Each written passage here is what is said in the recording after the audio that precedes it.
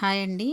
మీరు ఇలాంటి డిజైన్స్ కుట్టాలనుకున్నప్పుడు డ్రెస్‌కి గానీ, బ్లౌజ్‌కి గానీ దేనికైనా సరే మనకి ఇలాంటి పేపర్ క్యాన్వాస్ అనేది బుక్ స్టాప్‌లో గానీ, లేదా మిషన్ మెటీరియల్ షాప్స్‌లో గానీ దొరుకుద్ది. వన్ సైడు షైనింగ్ ఉంటదనమాట ఈ పేపరు.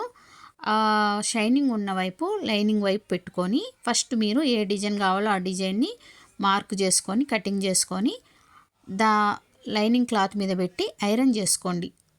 షైనింగ్ ఉన్న వైపు పెట్టి ఐరన్ చేసుకోండి. అప్పుడు మీకు అది క్లాత్కి అంటుకుపోతుంది. ఆ తర్వాత మెయిన్ క్లాత్ మీద ఇప్పుడు ఇక్కడ వీడియోలో చూపిస్తున్నట్టుగా మెయిన్ క్లాత్ మీద ఇప్పుడు దీన్ని లైనింగ్ క్లాత్ని మన వైపు కనబడేలాగా పెట్టుకొని చూడండి. ఇలా ఒకవేళ డిజైన్ కట్ వర్క్ డిజైన్ అలాంటివి ఉంటే మూలలు కరెక్ట్గా దిగేలాగా చూసుకొని జాగ్రత్తగా కుట్టుకోండి.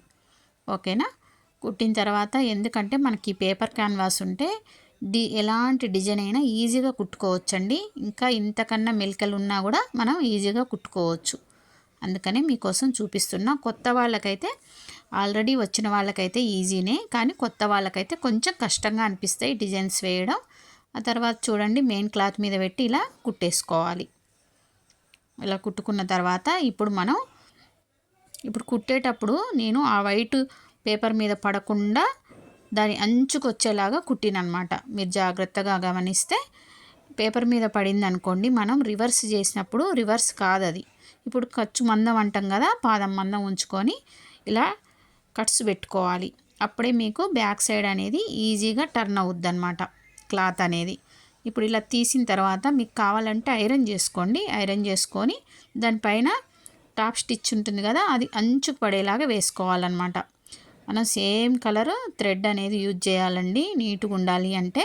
ఇప్పుడు చూడండి ఐరన్ చేసుకొని పైన కుట్టేయచ్చు. నేనైతే ఇక్కడ ఏం ఐరన్ చేయలేదు, డైరెక్ట్ వేసేస్తున్నా.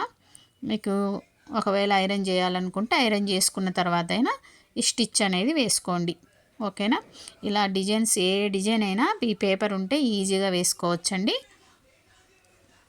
చూడండి అలా మూలల దగ్గర కాస్త సర్దుకుంటూ నీట్గా కుట్టుకోవాలి అంతే. ఎలాంటి డిజైనే వేసుకోవచ్చు. దీని కొలతలు దీనికంటే ముందు వీడియోలో ఈ కొలతలు అనేవి అంటే ఈ కట్స్ కోసం నేను ఎంత తీసుకున్నా, ఇక్కడ పైన నెక్ విడ్త్ తక్కువ, కింద వైపు నెక్ దగ్గర మాత్రం షోల్డర్ దగ్గర నెక్ విడ్త్ తక్కువ, కింది వైపు మాత్రం ఎక్కువ తీసుకున్నా.